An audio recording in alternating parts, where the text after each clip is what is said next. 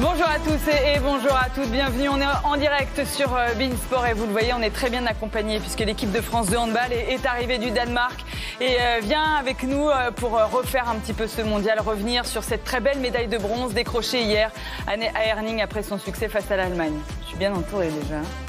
Vous êtes rentrés vous aussi. Bonjour Daniel Narcisse. Rebonjour. Rebonjour et Thierry Meyer. Bonjour Marie. Qui m'ont accompagné tout au long de ce mondial. Bonjour messieurs. À vous aussi. Bonjour. Vous avez des petits yeux quand même un peu, non? Oh non. Non, ça va. Normal. Ça va encore. C'est vrai? Je m'attendais à pire, vraiment. C'est vrai? Ouais, ils ont la forme. Hein, c'est l'expérience, c'est ça, des victoires hein, quand même. Didier, est-ce que la soirée était bonne? La soirée était bonne, hein, je pense. Comme d'accoutumé, on a toujours une petite réception avec nos partenaires. Et puis après, en fonction de... C'est un comportement individuel. Hein, donc je pense qu'il y en a peut-être qui ont les petits yeux... Ils sont mieux que d'autres, mais ça va. Ça va. Luc, apparemment, le DJ n'était pas toujours au niveau, d'après ce que j'ai compris. En fait, j'ai laissé les platines à Mathieu. Et il y a eu des plaintes. Il y a des joueurs qui n'étaient pas d'accord avec sa playlist. Et du coup, j'ai dû reprendre les choses en main. Mais moi, j'étais quand même d'accord avec la sienne, mais c'est très spécial. C'est qu'on met beaucoup de hip-hop, en fait, US, et tout le monde n'écoute pas ça. Il y en a qui adorent le reggaeton et c'est pas trop notre truc. On n'en a pas de notre playlist et du coup, voilà, fallait remettre les choses au clair.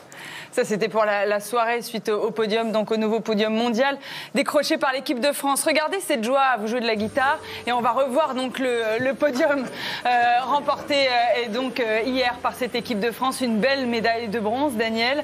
On était quand même très contents que les Bleus terminent sur cette belle note. Ouais, c'est tout ce qu'on attendait d'eux, c'est-à-dire de rebondir après l'échec malheureusement de la demi-finale, où ça a été un match très difficile et très compliqué pour cette équipe de France. Mais on a vu une équipe avec beaucoup de caractère au final sur cette place de troisième place. Ils sont allés chercher vraiment cette belle médaille de bronze qui...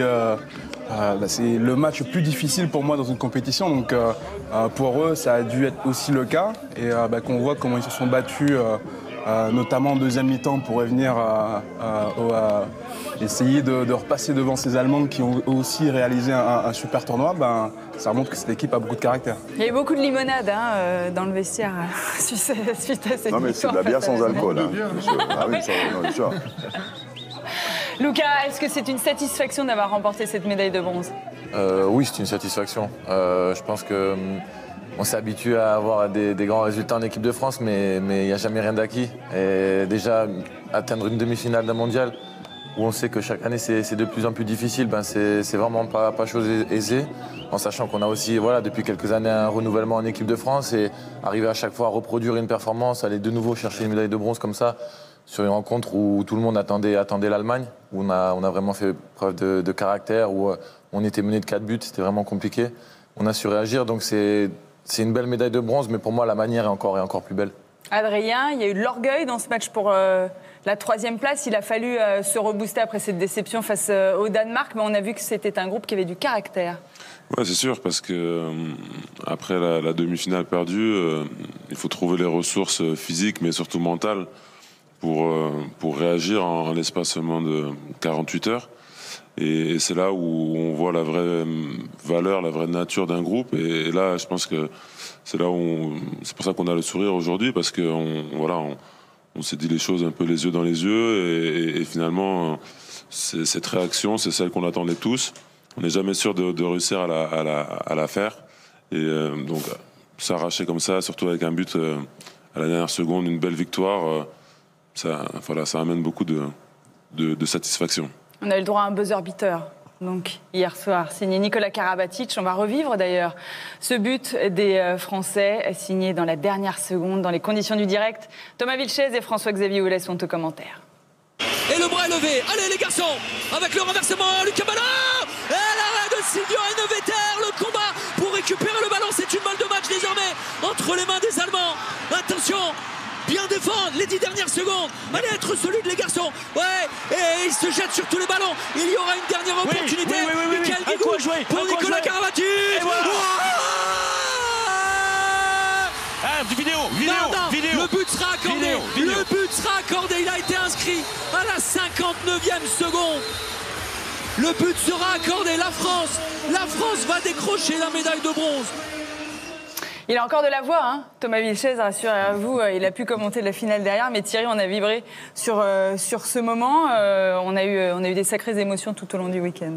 Oui, on a eu beaucoup d'émotions. On a énormément vibré, notamment sur cette dernière action, mais aussi sur plein d'autres moments pendant ce match. Moi, je me rappelle une petite dédicace à Lucas Ballot, mais son but à 9 mètres, on était comme des fous, on était juste dans le coin là-haut, et c'est vrai que c'est des moments très forts, hein, surtout qu'avec Daniel, on a partagé énormément de moments avec ces joueurs, et on était vraiment contents qu'ils puissent se récompenser. Un peu cette symbolique aussi avec Lucio qui joue pour Mika, qui la donne à Nico et qui marque les trois plus anciens. Mais j'ai envie aussi de retenir une image, c'est celle de Nicolas Clerc qui va regarder la télé et qui est comme un fou quand il voit que le but est fou, est valable. Et ça montre vraiment l'état d'esprit de ce groupe, que c'est toute l'équipe qui est allée chercher... Voilà. Non, mais... Nicolas, vous leur mettez clairement la pression là aux arbitres, en fait. Une seule fois. Non, j'ai passé mon match à regarder les rediffusions sur l'écran en décalé pour voir s'il y avait faute à chaque fois. Et voilà, dès que Nico a marqué, j'ai couru pour voir si le but était valable. Et oui, effectivement, il était avec plus d'1 seconde et demie. Donc, D'ailleurs, une petite question, Nicolas. C'est vrai que la compétition était un petit peu différente pour toi.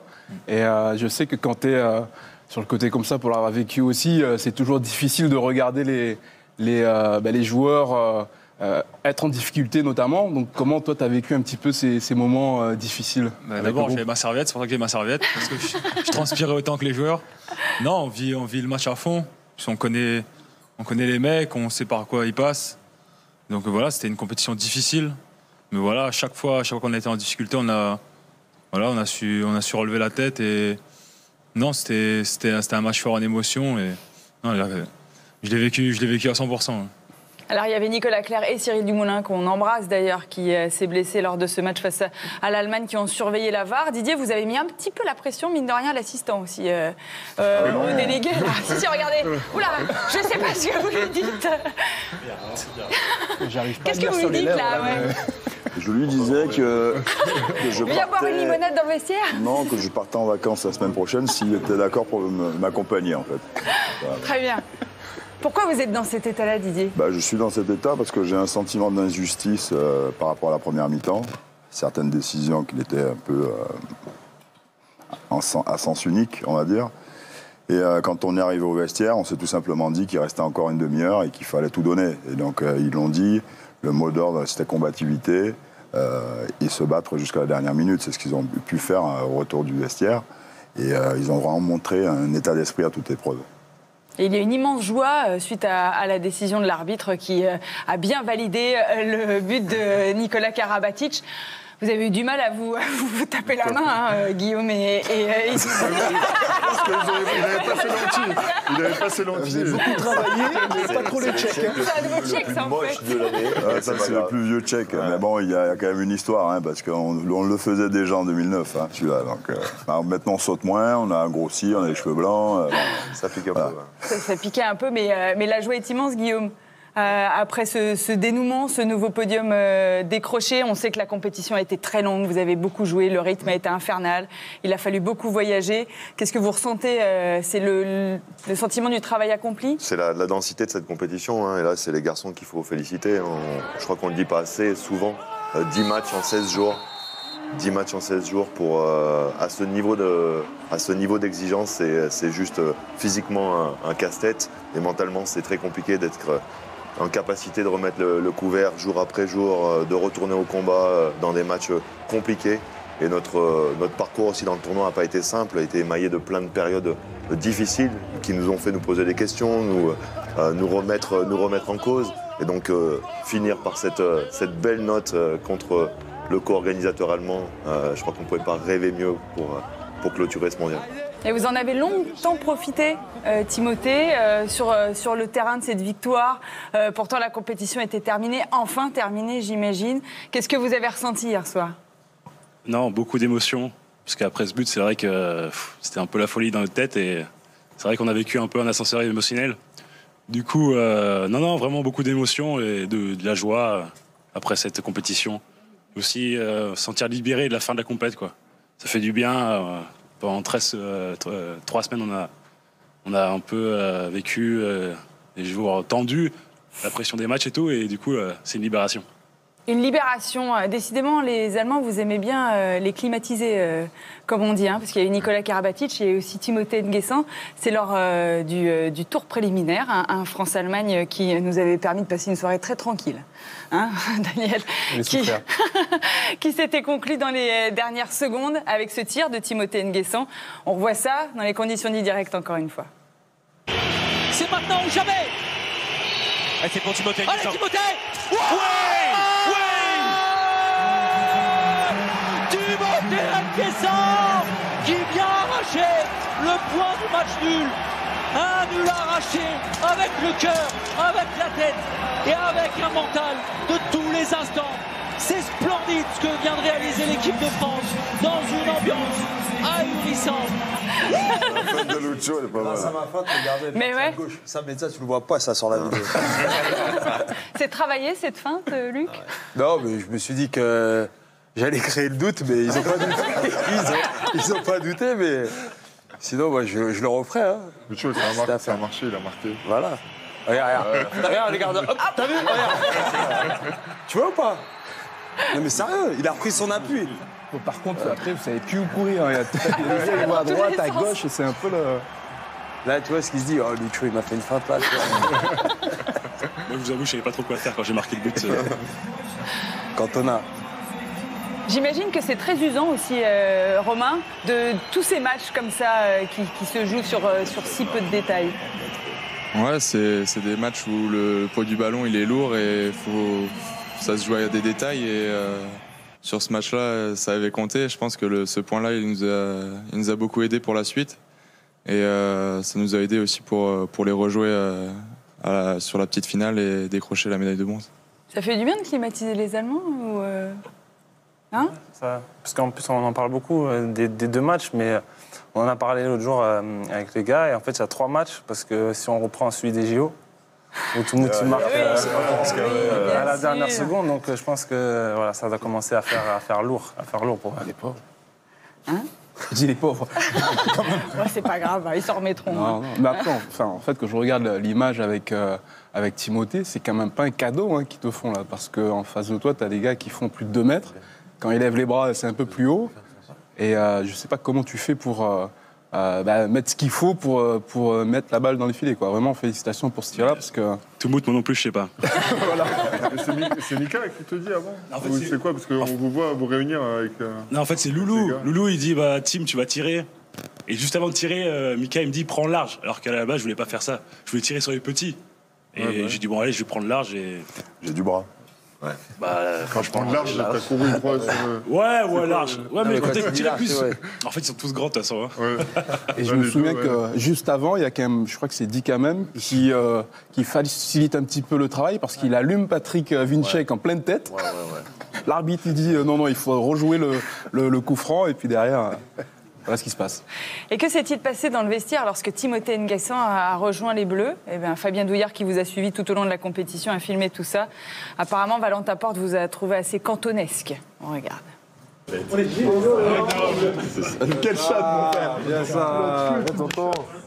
Alors, gueule. Il faut tirer, hein. Et en plus, j'ai mis, il s'est retourné à la cantonade.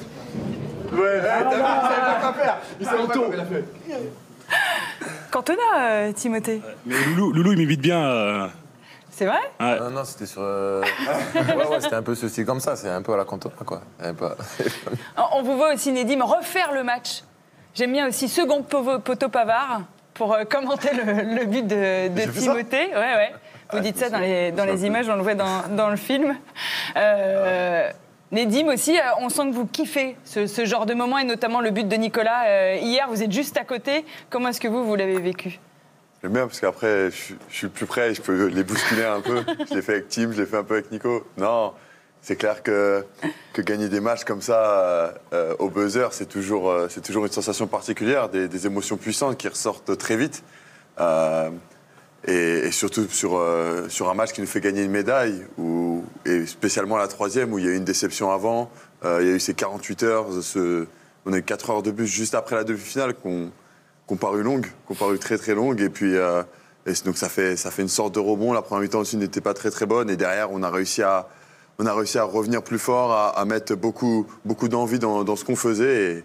Et ce but-là, à la fin, la dernière seconde, c'est des émotions qu'on ressent vraiment sur ces buzzer beaters, comme tu connais bien. Exactement, c'est plutôt pas mal et c'est plutôt kiffant. Luc, c'était votre dernier match dans un mondial hier? Ouais. Ouais. Voilà, ok. Oh, le malaise. On peut. Non, on va regarder quand même le but dont parlait Thierry tout à l'heure. Le but à la hanche, là, c'est ça? Oui, c'était pas mal hier. Luc Abalo dans le texte, il aura sauvé énormément de situations avec des buts comme ça. Je pense que ça va manquer, ça. Ça va manquer des buts comme ça parce qu'il n'y a pas beaucoup de joueurs qui sont capables de venir et de créer une situation quand il n'y en a pas, en fait. Pas beaucoup de délire, même à la fin, je reviens en défense et je me dis, qu'est-ce que il s'impressionne encore lui-même, quoi. Ouais, écoute, en fait, ce que je me suis dit avant ce match, c'est qu'il fallait se faire plaisir, il fallait tenter des choses parce que le match de poule où Team arrive à mettre un super but, en fait, je pense qu'on s'est pas lâché, on n'a pas joué notre handball. Mais quand je dis notre handball, c'est aussi individuellement. On n'a pas tenté des choses. Et sur le match contre les Allemands, il y a eu des périodes comme ça où on s'est fait plaisir. On a tenté. Il y a Team qui a pris plusieurs fois l'espace extérieur. À un moment, même, t'as Quentin qui arrive au début de deuxième, il tente un tir à la hanche, il ne rentre pas. Mais tu vois, ça m'a inspiré en fait de voir quelques joueurs tenter des choses pendant le match, après avec ou sans réussite. Et à ce moment-là du match, je vois le bras levé, je me dis quand il y a bras levé, normalement c'est ce que j'aime faire. Et je suis parti, je l'ai fait, et voilà, sans réfléchir. Luc, vous avez beaucoup parlé aussi de la transmission pendant ce mondial avec Fabien, du fait qu'il fallait s'occuper des plus jeunes, leur permettre de grandir pendant cette compétition. On va écouter notamment ce que vous avez dit à Fabien pendant cette compétition. J'ai la chance d'évoluer avec ces mecs que j'aime beaucoup, tu vois. Je les aime comme des petits frères, tu vois. Et c'est des... Voilà, j'ai beaucoup d'affection pour eux. Donc c'est clair que quand je partirai, en tout cas, je leur souhaiterais vraiment beaucoup de bien, tu vois. Ils sont gentils, les petits, Luc? Ouais, ils sont cool. Je me rends compte que je dis beaucoup tu vois après chaque phrase. Et non, ils sont super. Il y a un super état d'esprit. Et c'est pour ça qu'on a envie de continuer à se battre avec eux. Parce que quand tu as une équipe qui est en place depuis un moment, Titi, Daniel, ils connaissent ça. J'ai joué avec eux pendant longtemps. Dans cette équipe de France, elle n'a pas beaucoup bougé. Et là, si derrière les départs de ces super coéquipiers, il y aurait des jeunes qui arrivent et qui ne seraient pas dans le même état d'esprit. Dans l'état d'esprit équipe de France, ça veut dire humilité, travail. Et ça ne serait pas passé. Et là, je suis content d'avoir ces générations-là. On a le sentiment, Lucas, par exemple, que ces jeunes se sont bien intégrés dans ce groupe, que ce sont déjà des très grands sportifs de haut niveau. Oui, déjà, ils le prouvent quotidiennement dans leurs clubs respectifs. Ils jouent tous les premiers rôles en Ligue des Champions, à chaque fois dans des gros matchs. Donc, ils arrivent à reproduire ce genre de performance en équipe de France. Après, c'est vrai que sur les dernières années, ça a été un peu différent. Il y a eu un plus gros renouvellement. Plusieurs jeunes sont arrivés en même temps. Et peut-être que aussi, ça a créé une dynamique un peu différente. Peut-être que ça leur a aussi permis de s'intégrer un peu plus rapidement. Et c'est vrai qu'aujourd'hui, quand on regarde cette place 3-4, c'est beaucoup de jeunes joueurs qui ont tenu la baraque, qui ont aidé ce groupe à aller chercher la médaille. Donc c'est super encourageant pour la suite et ça laisse présager de jours heureux pour le handball français. Romain, vous êtes un de ces petits jeunes dont il parle sans cesse. Qu'est-ce que ça fait alors de jouer avec ce maillot qui a tant d'étoiles? C'est beaucoup de fierté déjà. Et de jouer aussi avec des coéquipiers comme ça, t'élèves ton niveau de jeu à chaque instant et ça te pousse à être meilleur dans tous les moments et dans les matchs difficiles et même les plus heureux ou les plus difficiles, on on reste soudés et c'est ça qui est beau. Didier, qu'est-ce qu'il y a de plus difficile dans cette transmission que vous tentez de construire, dont on a énormément parlé pendant ce mondial? Ce qu'il y a de difficile, je ne sais pas s'il y a quelque chose de difficile. C'est vrai qu'on a parlé de rotation, on a parlé de collectif, d'esprit d'équipe. Donc aujourd'hui, je pense que ce qui fait plaisir, c'est que même dans leurs interviews, ils disent que c'est un collectif de 16, puisqu'il y a 16 joueurs qui sont concernés pendant les matchs. Et on peut même aller plus loin sur le championnat du monde, on peut parler de 18 joueurs concernés. Et donc tout le monde a vraiment participé, tout le monde a mis du cœur à l'ouvrage, et c'est vraiment plaisant d'avoir un collectif solidaire qui avance le plus sereinement possible. Et c'est grâce à cette peut-être profondeur de banc et cet état d'esprit qu'on peut durer dans les compétitions. On peut rappeler quand même que ces jeunes-là ont déjà gagné des grands titres. Ils ont été champions du monde et champions d'Europe. On avait ressorti des photos pour l'occasion. Romain, vous n'aviez pas vraiment la même tête à l'époque. Enfin, en tout cas, la même coupe de cheveux. Là, on revoit ici cette photo. On va vous cercler pour montrer que vous aviez les cheveux longs. Ouais. Hein, c'est ça, hein? Il y avait les cheveux longs, ouais. Et Didier, vous étiez là, d'ailleurs? Ah, j'étais là, oui, apparemment, c'est moi. J'avais les lunettes aussi. Ouais. Vous n'aviez pas de cheveux blancs à l'époque? C'est vrai que je les connais. Ça, c'est pas gentil. Ça. Je les connais depuis très longtemps, hein, depuis l'Euro de 2014 en Pologne, où j'avais eu la chance, le privilège d'être entraîneur adjoint, parce que Eric Quintin m'avait proposé d'être son assistant à ce moment-là. Et donc, c'était une super expérience. Et je suis fier aujourd'hui de les rencontrer, de les retrouver avec beaucoup de qualité et qui puissent aider l'équipe de France à accéder à ces fameuses demi-finales, comme je disais, où j'ai eu la chair de poule de voir les 4, l'ossature à un moment donné sur le terrain. Et donc, il y a quand même une histoire. Exactement, il y a une histoire et il y a déjà eu une belle médaille pour Melvin, pour Dicamem, Ludovic Fabregas et vous, Romain Lagarde. Guillaume, est-ce que vous trouvez qu'on est trop impatient avec cette équipe de France? Exigeant. C'est vrai qu'il y a beaucoup de talent, que ces jeunes sont arrivés très vite sur le devant de la scène, et ça, ils le doivent à leur performance et à leur maturité très précoce. En même temps, au plus haut niveau, ça reste des jeunes joueurs, et il faut aussi s'en souvenir. Et c'est ce qui aussi, à mon sens, peut expliquer nos performances aussi durant cette compétition, parce que la répétition des efforts, parce que l'exigence de ce niveau, c'est quelque chose au travers de laquelle ces joueurs doivent passer. Et ils sont en plein dans ce processus-là, qui est tout à fait normal et qui nous laisse aussi le luxe d'apprendre tout en faisant de vraies compétitions.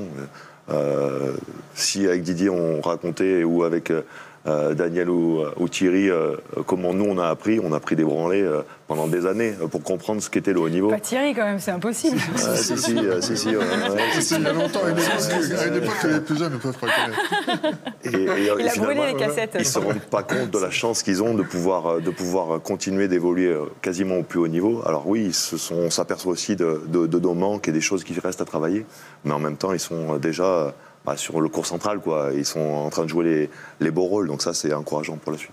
Vous signez votre deuxième podium en 2 ans. Hein. Vous avez été médaille de bronze l'année dernière en Croatie. Adrien, est-ce que cette médaille de bronze cette année est différente de celle de l'année dernière? Différente, ouais, chaque compétition est différente. Bon, c'est quasiment le même groupe. C'est ce groupe-là qui a commencé à être créé après le championnat du monde en France.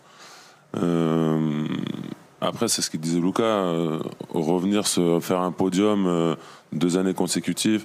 C'est sûr que de l'extérieur, on a l'impression que c'est de l'acquis pour l'équipe de France, mais c'est énormément de travail, de remise en question, et surtout, chaque année, il y a des grandes nations du handball qui ne sont pas présentes.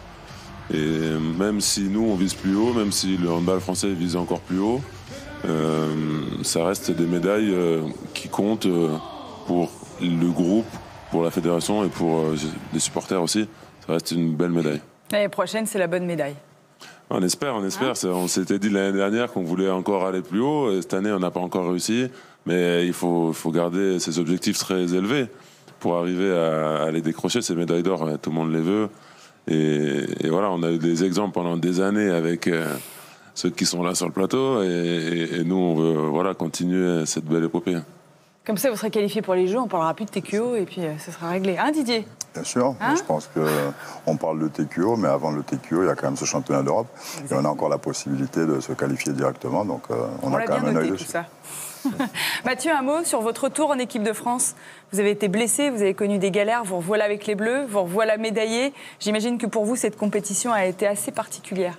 Bah, c'est inespéré, incroyable, vu de ce qui m'est arrivé l'année dernière. Et ce que je leur ai dit au début de la compétition, il y a un an, moi, j'étais pas du tout dans l'optique de retrouver l'équipe de France aussi vite.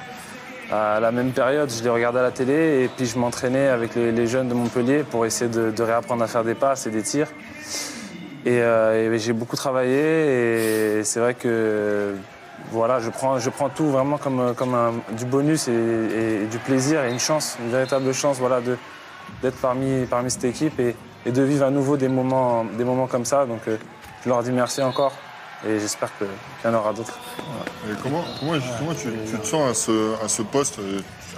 Avant, tu jouais un peu partout, ailier gauche, arrière gauche. Maintenant, quand même, avec une prédominance sur l'aile gauche. Moi, j'ai l'impression que ça va. Hein. Non, mais t'as dû beaucoup travailler, la technique, le tir, tout ça. Bah, je peux savoir un peu si on va se rejouer, tu vois. Dis-moi un peu où tu tires.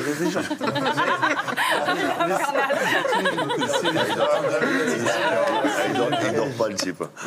Si, mais ça se trouve peut-être contre toi, je jouerai arrière. Non, j'en sais rien. Pour l'instant, je voulais vraiment retrouver les terrains, du temps de jeu.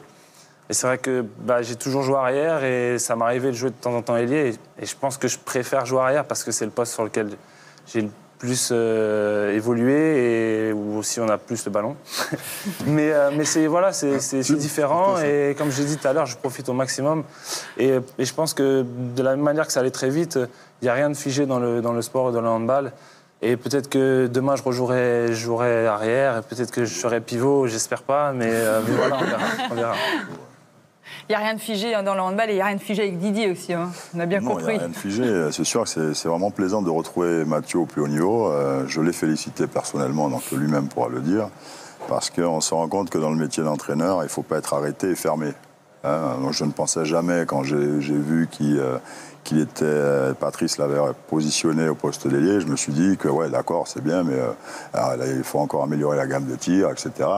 J'ai toujours demandé à la filière d'avoir un ailier de plus d'1m90 et qui pouvait défendre au poste 2. Et Mathieu aujourd'hui offre ses compétences et c'est très important pour nous. Et d'ailleurs, c'est ce qui a fait aussi la différence. À part sa gamme de tir, il peut nous permettre de faire certaines rotations très équilibrées en attaque. Donc, on va faire une petite pause. Messieurs, on va faire des rotations, nous aussi, parce qu'il y a une partie de l'équipe qui est arrivée et qui va prendre place sur les canapés pour continuer le débrief de ce mondial. On rappelle que les Bleus ont terminé à la 3e place. À tout de suite.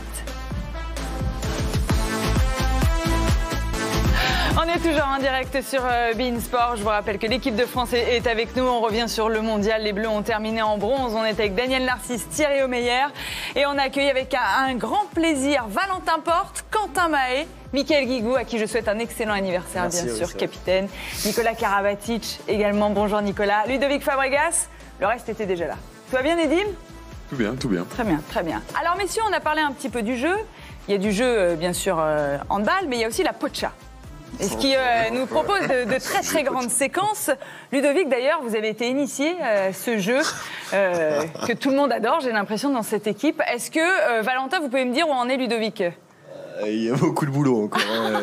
C'est dur. Clairement, c'est normal, il vient d'arriver, 2 parties, 2 fois dernier. C'est la dure loi de l'apprentissage, c'est sûr. Ah, mais je sens, Ludovic, vous accrochez, vous travaillez même dans l'avion, avec votre téléphone. Ouais, c'est vrai, j'ai téléchargé l'application, je m'entraîne pour essayer de me mettre un peu au niveau, mais bon, je commence à jouer, j'ai la chance aussi du coup d'évoluer en Espagne, donc peut-être que je vais progresser un peu plus rapidement, donc j'espère revenir avec un meilleur niveau au prochain stage. J'ai l'impression qu'il parle de la langue, tu vois, de l'espagnol, qu'il est en train de travailler sur le téléphone. Non, c'est la pocha. Nicolas, vous, j'ai l'impression que ça marche toujours bien, la pocha. Ouais, à la pocha, je suis le meilleur de l'équipe. Mais c'est lui qui a apporté le jeu aussi, c'est lui qui l'a amené. C'est une grosse fierté parce que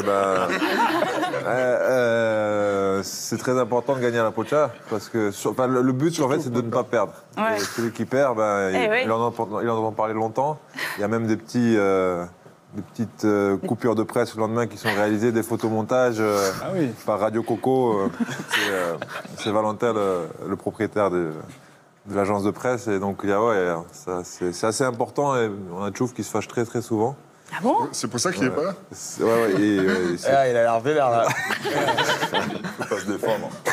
Donc dès qu'il commence à perdre, il sort son portable. On le voit. Quand tu te grattes la tête comme ça, c'est pas bon. C'est pas bon. Thierry n'a jamais perdu, rassurez-moi. Hein? Ça m'est arrivé ça. Mais non. Mais pas très souvent. Ah bon, voilà. Pas très souvent. Je crois que ma dernière semaine internationale, je me demande si j'avais pas fait un sans faute au niveau des victoires. Ça m'étonnerait pas de la part de Thierry. Non, une fois, j'ai fait ça. Une semaine, 5 parties, 5 victoires, mais Val débutait, c'est pour ça. Ah oui, il avait perdu toutes les parties. J'ai bien compris qu'il y avait des gages pour celui qui perdait. On l'a vu, Valentin, puisque Cédric vous a servi à manger lors de ce week-end. Ça a donné cette petite séquence. Petite assiette de pâtes quand même pour le match, avec un peu de bœuf comme ça qui est pas mal, 2-3 pâtes. Ça, pas trop cuit. D'accord. Et ça sur le chaud. Donc tu veux manger quoi, mon répété de chaud? Avec un petit peu de fromage, une petite sauce et voilà. Quelle sauce? Bah une sauce tomate. Merci beaucoup. Et des couverts. Est-ce que le service a été bon? Parfait. Alors celui d'Adrien Dipanda la veille était encore mieux, parce que j'ai gagné 2 fois d'affilée quand même. Et, mais ouais, c'est une petite règle qu'on a mis en place et ça montre à quel point il faut vraiment pas perdre. Très bien, bravo, bravo. Alors on a bien compris, vous êtes très joueurs, vous êtes des véritables compétiteurs. On l'a vu avec ces fameuses parties de cartes et on l'a vu aussi à l'entraînement. Puisque lorsque vous faites un relais, il faut la VAR. La vérification à la vidéo, vous avez utilisé Fabien pour vérifier qui avait gagné.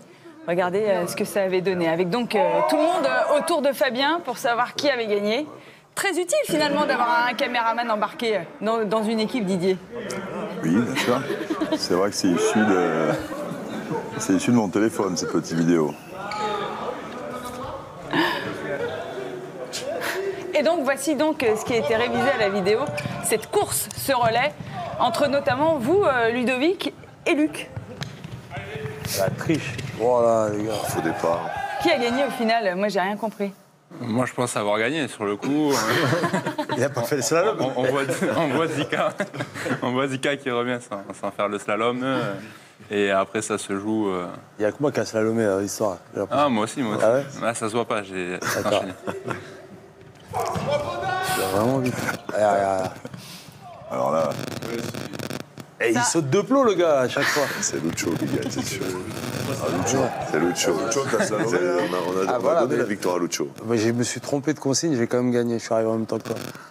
Ouais. Faut pas vous laisser faire, Ludo, là. Ouais, mais bon, on respecte quand même les anciens, c'est important. Donc je vais pas revenir sur notre potentiel défaite. Merci. Voilà donc pour le jeu. On sent quand même, Mika, que c'est une équipe très joueuse, cette équipe de France. Ben ouais, mais c'est plein de jeux auxquels je participe pas en fait. Ouais.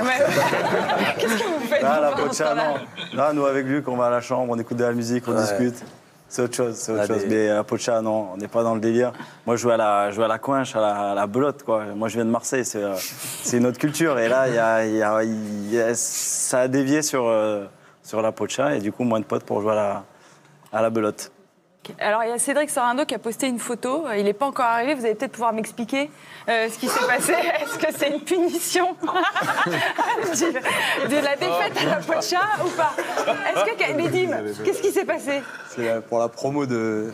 Il joue dans Game of Thrones? En fait, ce matin, on était dans le bus en partance pour l'aéroport. On était assis et Tchouf me montre cette photo et me dit... Qu'est-ce que t'en penses? Je trouve ça va bien avec le bronze, tout ça. Je trouve qu'il y a quelque chose. Qu'est-ce que tu me dis? Bon, il était un peu 9h du mat, on s'était couché un peu tard. Je lui ai dit, vas-y, Tchouf, c'est bien, c'est très bien. Et il me dit, regarde ce que je vais mettre. Et il nous a mis une légende en anglais. Alors, Tchouf n'est pas un expert de l'anglais. Il nous a mis une légende en anglais qui est parfaite. Franchement, si vous pouvez la voir, pardon, elle serait Je me souviens même plus. Excellente. Je m'en souviens plus. Je me souviens plus, mais on va nous souffler dans quelques instants. Nicolas, vous êtes arrivé puisque Cédric Sorando s'est blessé. Vous avez réintégré le groupe. Vous êtes arrivé avant. Vous êtes arrivé après le match face au Brésil. Tout le monde était ravi de vous revoir dans cette équipe de France. Et on a senti que vous aussi, c'était un moment très particulier de revenir au sein de ce groupe. Oui, c'était très particulier pour moi parce que au début, je pensais même pas participer au mondial. C'était même pas pour moi une option. Donc j'avais coché, enfin j'avais même pas coché cette case-là et d'avoir la chance de reprendre plus tôt, de rejoindre le groupe en cours de route comme ça m'était jamais arrivé et voilà, j'étais parti de la tristesse de ne pas participer au mondial et d'être sur le côté, de regarder depuis mon canapé à finalement pouvoir rejoindre l'équipe, pouvoir en cours d'aventure et participer un petit peu et donner un petit peu au groupe. Donc pour moi, j'étais comme un gamin quand j'ai pu rejoindre l'équipe. Et c'est exactement, Daniel, ce qu'on s'est dit quand on a vu les images de ce retour, de cette arrivée dans le groupe France. Il est content comme un enfant. Ouais, bah c'est ça qui fait aussi sa force. Ça veut dire que c'est un vrai passionné. Il aime tout simplement ce qu'il fait tous les jours, à l'entraînement et pendant les matchs. Et c'est surtout l'état d'esprit qui règne dans cette équipe de France. C'est-à-dire que chaque joueur a toujours envie de retrouver les copains, d'aller à la bataille, de vivre de nouvelles aventures. Et Nico, comme il a dit, il a été vraiment déçu de malheureusement de ne pas pouvoir y aller. Et puis au dernier moment, il a l'opportunité de participer à ce championnat du monde et en plus pour avoir un rôle qui a rarement été le sien. Donc il a accepté de prendre ce rôle-là et d'essayer d'apporter tout ce qu'il pouvait à cette équipe de France. Donc oui, c'est vraiment agréable de voir Nicolas avec autant de passion et de joie de pouvoir rejoindre le groupe France. Vous en avez bien profité ? Je me suis éclaté. C'était un bonheur de retrouver les copains et surtout d'avoir été accueilli comme je l'ai été. Ils ont été top. Ils m'ont tout de suite fait me sentir bien dans le groupe. Et donc j'étais très heureux. Et vraiment, comme le disait Daniel, j'ai ressenti ça comme une chance, la chance de pouvoir participer à une grande aventure. Et ça te fait aussi réaliser quand tu es blessé la chance que tu as de porter un maillot aussi prestigieux que le maillot des Bleus, quand justement se profile peut-être le fait de ne pas participer à un mondial. Et donc c'est là où tu réalises que c'est pas un acquis de jouer pour l'équipe de France, de porter ce maillot bleu, et qu'il faut se battre tout le temps pour pouvoir le faire. Donc c'est pour ça que j'étais le plus heureux au monde et voilà, donc je suis content. Tout s'est très bien terminé et on ne va pas bouder notre plaisir, on va revivre votre but d'hier. Le but de la délivrance, on l'a déjà fait tout à l'heure dans la première partie, mais on aime tellement entendre Thomas hurler qu'on va réécouter Thomas Vilches et François-Xavier Houlet. Et le bras est levé, allez les garçons, avec le renversement, Lucas Ballon et l'arrêt de Silvio Heinevetter, le combat pour récupérer le ballon, c'est une balle de match désormais entre les mains des Allemands. Attention, bien défendre les 10 dernières secondes. Allez être solide les garçons. Ouais, et il se jette sur tous les ballons. Il y aura une dernière opportunité. Michael Guigou pour Nicolas Karabatic. Vidéo. Le but sera accordé. Le but sera accordé. Il a été inscrit à la 59e seconde. Le but sera accordé. La France va décrocher la médaille de bronze. Bon, il va bien, Thomas, mais quelle délivrance, non, Nicolas, d'inscrire ce but? C'est fou, un scénario comme ça. On ne doit pas se retrouver dans ce scénario. Moi, je suis désolé, Lucio, toi, tu vas le voir souvent, mais tu vas voir le tir que tu as raté. Mais il va récupérer la balle, quand même. Il va récupérer la balle. Mais derrière, il la récupère. Lucas, avec Loulou, il la gratte. Lucio, il la prend, il la donne à Mika. Et on arrive à faire une fin de passe décisive encore, Mika. Et de gagner sur le buzzer une médaille, enfin, c'est juste fou. Et le scénario, ça fait qu'il y a encore plus d'émotions. Et de finir comme ça, c'était beau, où on saute tous ensemble. Même si les arbitres ont un peu gâché le plaisir, parce que tu vois, j'étais tellement heureux. Et je les ai vus faire comme ça. Je me suis dit non, c'est pas possible. Ils vont nous l'enlever. Et après, on avait Nico Clerc et Tchouf qui étaient derrière en contrôle. Et je les ai vus avec la serviette. Et Nico dit c'est bon, il est bon. Et donc là, on a pu laisser exposer à joie. On a vu Didier aussi très. Ouais. Il a invité le délégué en vacances, vous a-t-il dit tout à l'heure. C'est ça, Didier. En Crète.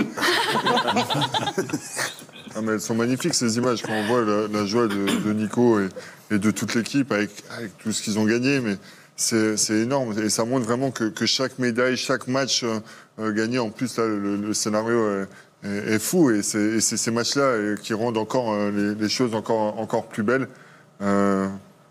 Nous, on vibrait avec vous. On était juste un peu plus haut, mais franchement, chapeau les gars. En tout cas, on aura vraiment vibré avec vous. On se sera régalé, et notamment sur cette fin de match.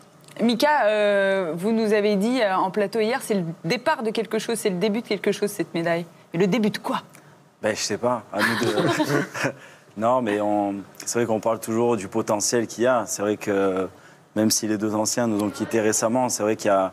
Et à chaque fois, il y a plein de talents, il y a plein de super joueurs qui arrivent. Et puis en plus, là, il y a plein de jeunes qui sont dans les plus grands clubs européens, et plus quelques anciens. On a quelques regrets sur les 2 dernières compétitions, c'est sûr. Mais on a montré de belles choses. Et je crois que ce qu'on a pu comprendre lors des 2 dernières compètes, c'est qu'avoir une belle équipe, avoir une bonne équipe, c'est bien. Mais aller chercher les titres, il faut aller encore chercher plus, travailler plus, se remettre en question très certainement. Mais je crois qu'on est sur la bonne voie parce qu'il y a un groupe qui vit ensemble depuis peu. Et ça aussi, je crois qu'à un moment, quand on a gagné pendant un moment tous ensemble, on avait vécu d'autres choses. On avait vécu des défaites, on avait vécu les Jeux 2004, on avait vécu ce Mondial 2007 en Allemagne. D'ailleurs, si on avait eu peut-être la vidéo, on aurait peut-être fait autre chose. Mais je crois que malheureusement, on est peut-être un peu pressé, mais des fois, on est peut-être obligé d'avoir ce passage un peu obligé de quelques échecs, mais derrière des victoires qu'on est capable d'aller chercher en équipe derrière. Les matchs 3-4, c'est les plus durs, hein, surtout quand on est ambitieux. Et je pense, par rapport à ce qui nous attend, on est sur la bonne voie et ça peut être le départ de quelque chose. C'est tout ce qu'on vous souhaite. Quentin, c'est un mondial particulier pour vous dans votre pays d'adoption, votre 2e pays, l'Allemagne. Vous terminez meilleur buteur de l'équipe de France. Comment vous avez vécu cette compétition? C'est une compétition particulière pour moi, comme tu dis. Ma fille est née en Allemagne. L'Allemagne m'a beaucoup apporté dans ma vie en valeur professionnelle. Mais en plus, on a joué 2 fois contre l'Allemagne, donc ça a été source de motivation multipliée, on va dire.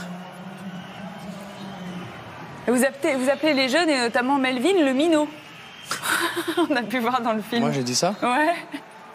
Bon, si. pour taquiner. Comment vous positionnez dans cette équipe? Le moyen. Comme un moyen? Je sais pas si on a à se positionner soi-même. Ça se fait, comme je disais, ça se fait petit à petit, quoi. On se positionne pas d'un jour à l'autre. On se dit pas, voilà, maintenant c'est moi qui prends les clés ou maintenant c'est moi qui tire les pénaux. C'est des choses qui se font naturellement au fil des compètes qu'on passe ensemble, au fil des compètes, au fil des matchs et des entraînements. Et puis voilà, après il y a des affinités qui se font et il y a des mecs qui prennent plus de responsabilités, d'autres un peu moins. C'est une chose assez naturelle. Voilà donc pour votre série de buts qu'on a pu voir pendant le mondial, et vous imitez à la perfection Stephen Curry. On va regarder ça. Regardez, il est pas mal, hein, et je m'y connais. Hein.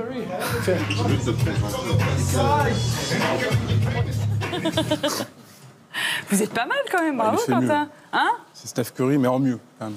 En mieux, mais parce que Daniel n'aime pas Stephen Curry. On a des grandes discussions tous les deux. Non, c'est énorme ce qu'il fait. C'est du cirque. T'imagines si on arrivait à marquer des buts de 15 mètres, ce serait énorme. Mais ça, ça fait quand même un point. Hein. Quentin, t'en as mis quelques-uns, non? Des buts de 30 même. Ouais, bon. Pas besoin de t'approcher autant de la défense, du coup ça peut être aussi utile. On verra. Je vous laisserai discuter, je suis plus du côté de Quentin, hein. Ça, vous avez bien compris, mon cher Daniel. Ce mondial a été long, ce mondial a été très long, il a fallu beaucoup travailler sur la récupération et sur le bain froid. Valentin,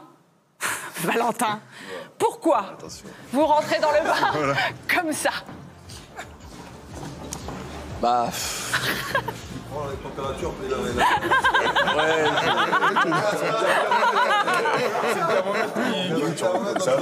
Non, mais tout simplement, je suis comme beaucoup pas un grand fan du bain froid. Mais pourquoi comme ça? Je vais y venir. Donc, Je le gère à peu près bien, sauf les pieds. J'ai très froid aux doigts de pied. Je peux pas rester dans le bain froid plus de 10 secondes si je mets les pieds. Donc là, il y a tout le corps, sauf les pieds. Donc j'ai trouvé cette technique qui est plutôt intéressante. Mais c'est aussi efficace, rassurez-moi quand même, en termes de récupération. Très efficace, très efficace. Comment vous avez vécu ce mondial, Valentin? Comme on l'a dit, hein, c'était long. C'était long, non? Long, compliqué. C'était pas la compète par rapport à 2017 où on était un peu comme le Danemark, on a survolé la compétition. Là, ça a été un peu plus compliqué, quoi. On a eu beaucoup de matchs compliqués, mais au final, on s'en est sorti. Moi, je retiens qu'à la fin, bon, en demi-finale, il y a cette déception, mais qu'on a été les chercher avec les tripes comme l'an dernier, cette médaille de bronze, et ça résume un petit peu la compétition. Dans la douleur, mais récompensé à la fin avec une belle médaille. C'est difficile d'avoir vécu 2017 où, en effet, l'équipe de France se baladait un peu dans le mondial et d'arriver 2 ans après où il faut reconstruire, il faut travailler pour la suite et il faut s'accrocher pour aller décrocher une médaille. Bien sûr, mais de toute façon, on est en reconstruction hein, depuis 2017, depuis que nos illustres anciens nous ont quittés. Évidemment, on reconstruit. Donc, quand on reconstruit, c'est dur de regagner de suite. Mais moi, je pense d'autres pays comme la Suède, la Russie, qui eux ont commencé à reconstruire avant nous et qui ont du mal à réexister alors que c'était des grandes nations. Nous, aujourd'hui, même en reconstruisant, on arrive à garder un minimum de niveau en allant chercher quand même des médailles. Donc, je pense qu'on bâtit sur du solide, même s'il y a encore du boulot. Mais on est bien, on est dans les temps. Bon, c'est parfait. Guillaume, il a été long, ce mondial. On l'a vu, hein, il y a eu beaucoup de blessés. Il y a eu Cédric, il y a eu Cyril. Dans les autres équipes aussi, il y a eu énormément de joueurs touchés. On a énormément parlé de la formule, mais on sent quand même que tout le monde est un petit peu au bout du rouleau aujourd'hui. Je le pense, même si je trouve que les garçons finissent avec un état de fraîcheur qui est relatif. Hein. Après 10 matchs, forcément que tout le monde est un peu entamé. Mais les rotations, l'utilisation aussi de l'ensemble de l'effectif font que les garçons ont quand même traversé la compétition dans de bonnes conditions. Alors c'est vrai qu'on a déploré la blessure de Tchouf, le croisé qui a été confirmé pour Cyril. Donc c'est des gros coups. Et quand on voit l'hécatombe qu'il y a dans les autres nations, on se rend compte aussi de la boucherie que cette compétition génère. Et je crois qu'on a tous aussi un rôle à jouer pour faire évoluer ce système-là qui pour moi est pas digne de notre sport. Ludovic, vous avez énormément joué. Vous avez le temps de jeu le plus important de cette équipe de France, même si c'est un temps de jeu finalement qui après s'équilibre. Comment est-ce que vous vous êtes senti sur les derniers matchs? C'est vrai que ça a été dur, autant physiquement que dans la tête, d'autant plus après la déception de la demi-finale. Maintenant, je suis jeune, je ne vais pas me plaindre de la chance que j'ai d'être ici en équipe de France, d'avoir du temps de jeu, des responsabilités. Donc, j'essaie de prendre le maximum, d'apporter le plus possible au collectif, et tout ça pour le bien de l'équipe. On va accueillir Melvin Richardson dans quelques instants. Il a pris son temps pour arriver. Apparemment, à La Réunion, c'est plutôt la mode. C'est un peu plus loin. C'est parce que c'est un petit peu plus loin. C'est pour ça. Est-ce que l'avenir est radieux pour l'équipe de France, Nicolas, à votre avis? Je pense que le passé était radieux, le présent est radieux et l'avenir le sera. Mais le but de l'équipe de France, c'est pas de s'intéresser à l'avenir, c'est de s'intéresser au présent, c'est de ramener des médailles chaque année. Et le boulot des sélectionneurs, c'est d'être dans le présent, parce que dans le sport, c'est toujours très dur de se projeter. Mais c'est vrai que quand on regarde l'équipe et tous les talents qu'il y a dans l'équipe, ça nous donne beaucoup de certitude et beaucoup d'espérance, d'espoir pour le futur. On accueille Cédric Sorindo et Melvin Richardson. Bonjour mon cher Cédric, bonjour Melvin. Salut Laure. Bonjour. Cédric, j'ai quelque chose à vous montrer. Non, j'ai vu. Bah alors expliquez-moi. Qu'est-ce que c'est que ça? C'est quoi ça?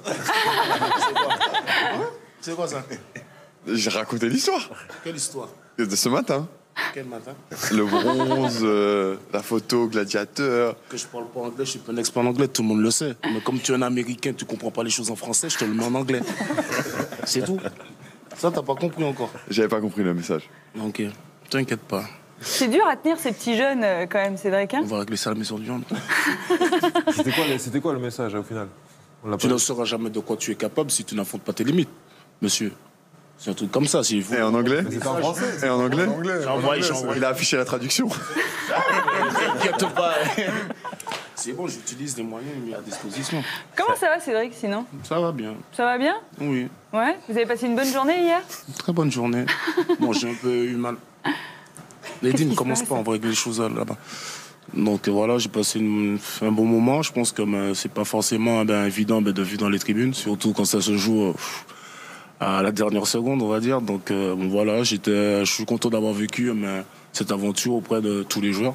Donc je pense que voilà, avec l'histoire de Croissant, voilà, c'est bon. Ça amuse tout le monde, l'histoire de Croissant. Voilà. Donc voilà, c'est ce genre de moment qu'on vit au sein du groupe, on se fâche, on rigole. Donc je pense qu'après moi, il va me manquer quand même quand demain je vais devoir rentrer à la maison. Ah ouais, c'est dur derrière. Melvin, et vous, comment avez-vous vécu la journée d'hier avec cette médaille mondiale? Non, bien, c'était un truc exceptionnel. Enfin, première compétition, première médaille. Enfin, tu pouvais que rêver de mieux, quoi. Et donc, en plus, sur un scénario comme un film, quoi. Donc, c'était assez beau. Et en tout cas, ça donne envie de continuer à bosser et de revivre ce genre d'événement.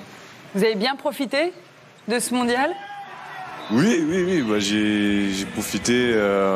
J'ai tout connu, que ce soit être en tribune, à supporter les copains, à faire des séances de 30-30, des séances de muscu, à pouvoir participer un peu sur le terrain. Et non, en tout cas, c'était top, c'était une super aventure. Bon, messieurs, malheureusement, il y a du direct derrière nous, donc on doit laisser la main. Mais vous avez beaucoup d'occupations aussi. Hein. Vous devez aller à la maison du handball pour poursuivre les célébrations. Merci d'être venus jusqu'à nous. Enfin, on vous voit en vrai, ça nous a fait du bien quand même, Daniel et Thierry. C'est un petit peu perturbant. En tout cas, félicitations à vous pour cette belle médaille de bronze. Félicitations à vous, Thierry aussi, et à Daniel. Vous avez été parfait pendant ce mondial. Merci à vous, Marie. Merci, Marie. On se retrouve très vite sur beIN pour la reprise de la Lidl Star League et surtout de la Ligue des Champions. Ils sont tous là, ils sont en train d'arriver. Merci, messieurs. Bravo à tous. Passez tous une excellente soirée sur beIN Sport et à très vite.